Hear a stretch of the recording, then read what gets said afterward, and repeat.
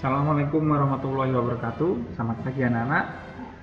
Baik, pagi hari ini kita akan belajar tema 3, subtema 2, keberagaman makhluk hidup di lingkunganku. Oke anak-anak, untuk materi yang pertama adalah materi IPS, melestarikan sumber daya alam. Indonesia merupakan negara yang sangat luas dan kaya akan sumber daya alamnya. Salah satunya adalah hewan. Hewan tersebut terbagi menjadi hewan yang dilindungi dan tidak dilindungi. Contoh hewan yang dilindungi seperti cendrawasih, anoa, harimau, badak, elang Jawa, gajah, dan lain-lain. Kenapa sih hewan ini dilindungi? Hewan tersebut dilindungi karena jumlahnya semakin sedikit dan terancam punah. Nah, itu ya anak. Kita harus turut menjaga kelestarian hewan langka agar tidak punah. Cara melestarikan hewan langka agar tidak punah, yang pertama, tidak merusak habitat aslinya di hutan. Jadi kalian jangan merusak tumbuhan-tumbuhan di hutan, karena salah satu tumbuhan tersebut adalah makanan dari hewan-hewan tadi. Ya. 2. Tidak memelihara hewan langka. 3. Tidak memburu hewan langka. Yang keempat, tidak memperjualbelikan hewan langka yang dilindungi. Oke, untuk materi yang kedua adalah PPKN. Sebelum melangkah ke materi, coba kalian baca buku paket tema 3 halaman 54. Nah, di situ ada bacaan tentang Dayu dan si Mungil. Oke, Pak Yoga beri waktu pada kalian untuk membaca bacaan tersebut. Silakan kalian pause video ini, kemudian kalau sudah selesai baru kamu play lagi. Oke? Baik anak-anak. Ya, sudah dibacakan? Ya. Kira-kira pada bacaan tadi menceritakan tentang apa? Ya, benar sekali. Di situ bercerita tentang Dayu yang diperbolehkan memelihara kucing. Ya, si Mungil diperbolehkan oleh orang tuanya.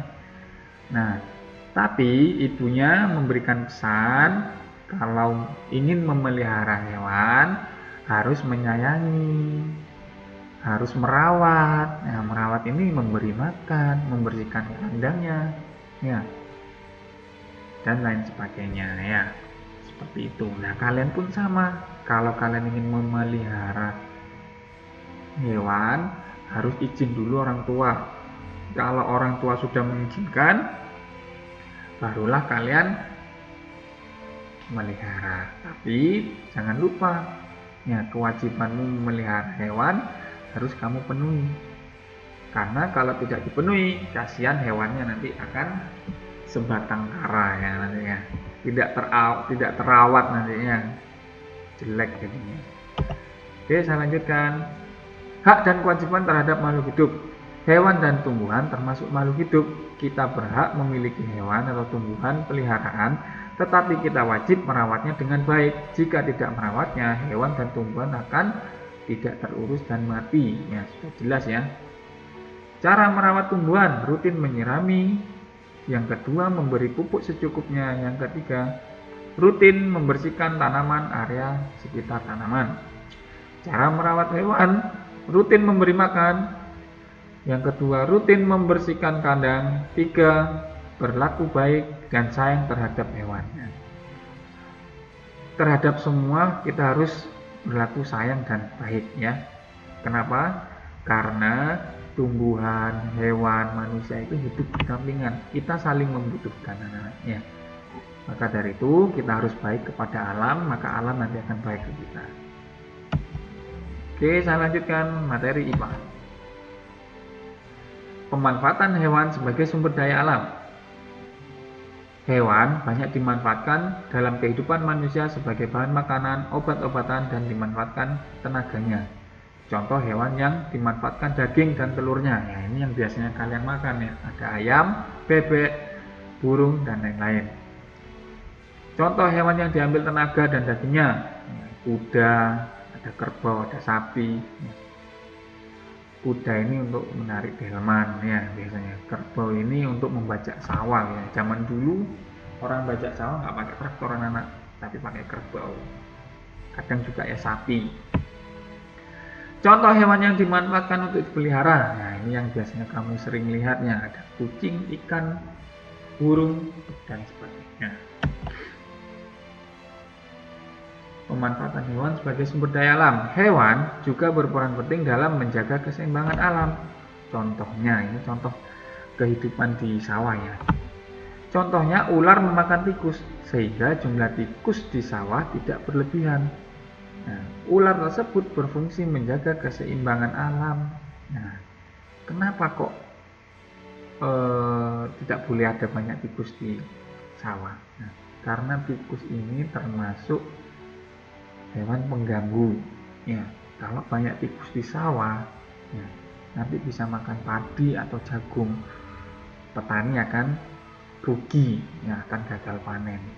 Maka dari itu di situ perannya ular ya, meskipun ular itu binatang yang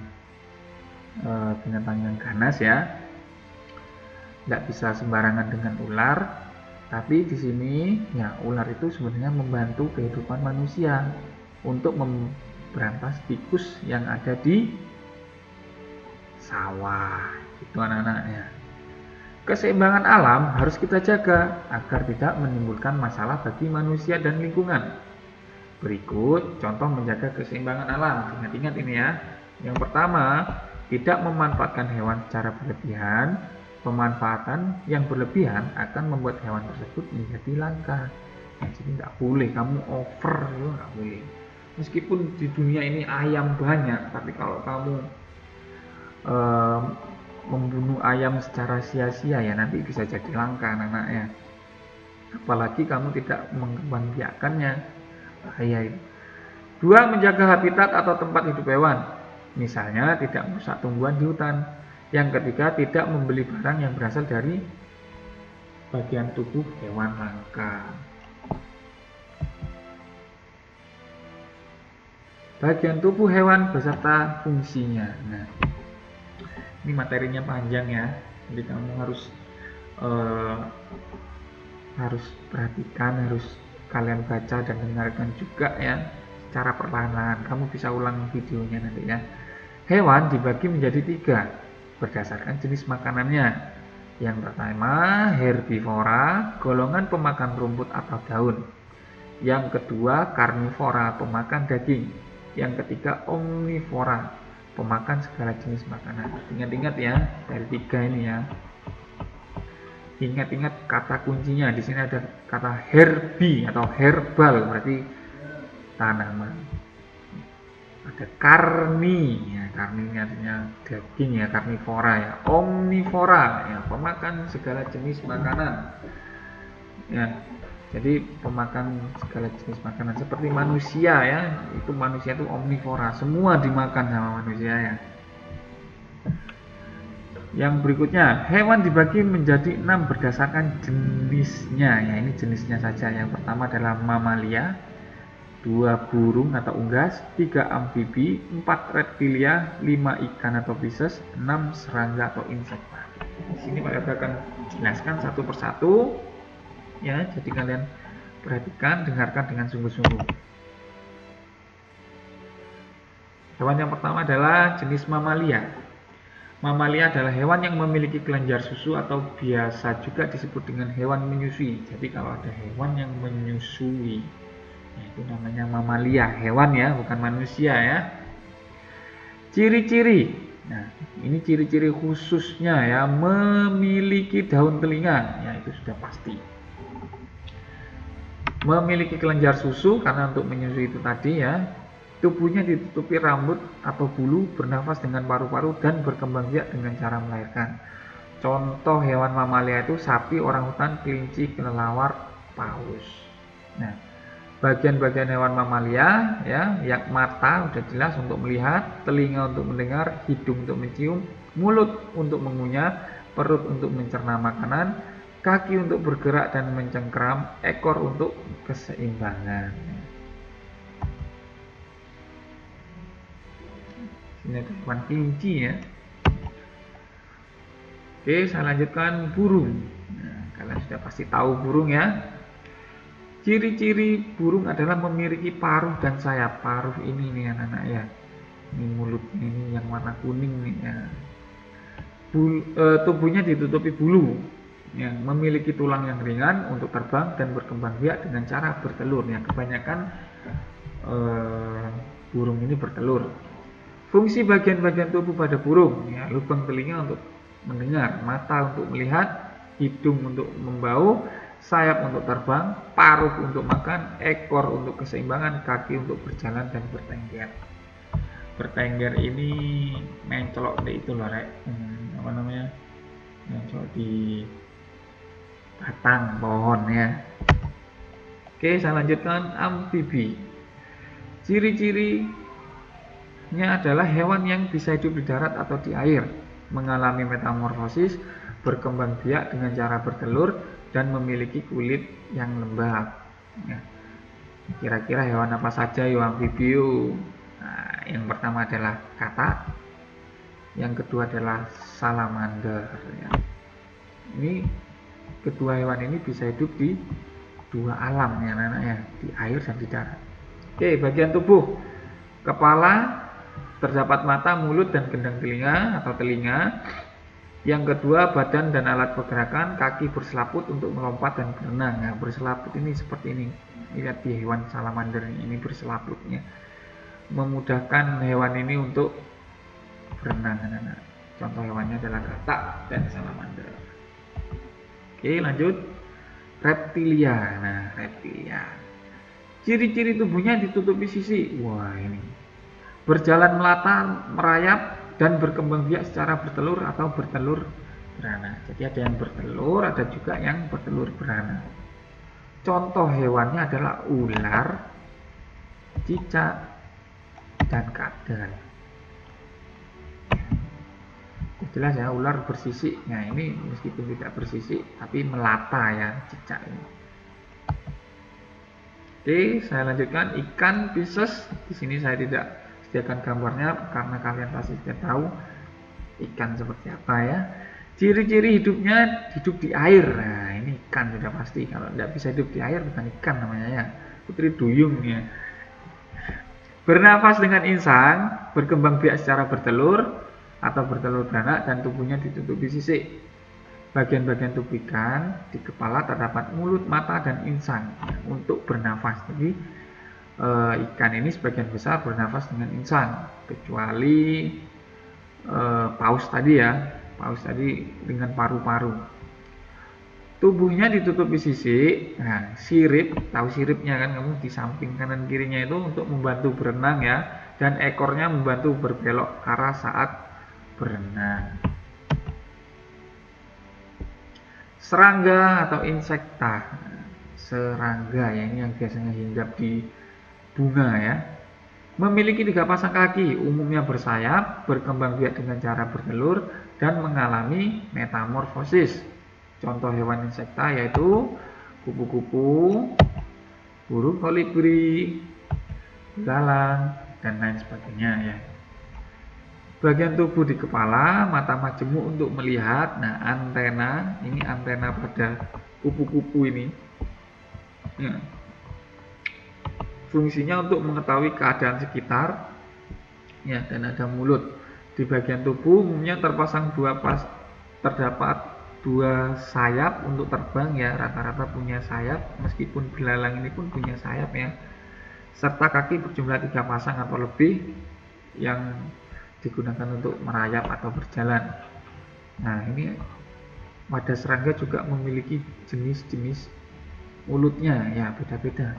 Ada mulut penusuk ya, atau penghisap seperti nyamuk ya, dan juga burung kolibri ya. Kalau nyamuk menghisap darah, kalau burung kolibri menghisap madu. Mulut pengunyah atau penggigit seperti belalang ya, mulutnya kecil, tidak ada moncongnya ya. Mulut penjilat seperti lalat ya, serta mulut penghisap seperti kupu-kupu yang menghisap madu juga. Oke, saya lanjutkan untuk materi SPDT. kemarin kalian sudah belajar tentang kolase, ya sekarang kalian belajar mozaik. Mozaik adalah karya seni dekorasi bidang yang dibuat dengan menyusun kepingan bahan dan ditempel menggunakan perekat. Ya, seperti ini gambarnya ya, mozaiknya. Bahan-bahan yang digunakan untuk membuat mozaik ya, ada dua jenis bahan. Yang pertama dari alam, yang kedua dari bahan buatan. Kalau alam berarti yang menghasilkan dari alam ya, pabrik nggak bisa membuat. Ya, contohnya cangkang telur, kulit jagung, biji-bijian. Kalau buatan ini ada kaca, genting, keramik. Mungkin bisa pakai manik-manik atau kancing baju, ya bebas. Pembuatan mozaik umumnya hanya menggunakan satu material saja, satu bahan. Misalnya, ini saya kasih contoh di gambar ini aja sudah ya. Nah, ini kan satu materialnya. Materialnya apa, anak-anak? Biji. Ya, di sini ada biji jagung. Terus ada bijinya beras juga, ini ada gabah di sini. Nah, terus ini ada yang hitam ini. Apa ini, Rek? Ya, kedelai lah. Ya, entahlah apa ini. Yang pasti ini biji semua. Jadi bahannya ya biji aja. Tidak boleh dikasih keramik, genteng, daun, ya tidak bisa. Tidak dikatakan mozaik nantinya. Oke, saya lanjutkan. Langkah-langkah membuat mozaik. Yang pertama adalah siapkan alat dan bahan, ya. Alatnya tadi untuk membuat seperti yang tadi ini adalah biji-bijian ya. Ada juga mungkin ada penjepit, mungkin juga ditambah dengan lem ya, tidak pasti itu. Yang kedua membuat sketsa. Ini bagian terpenting ya, membuat sketsanya dulu biar nanti tidak berantakan.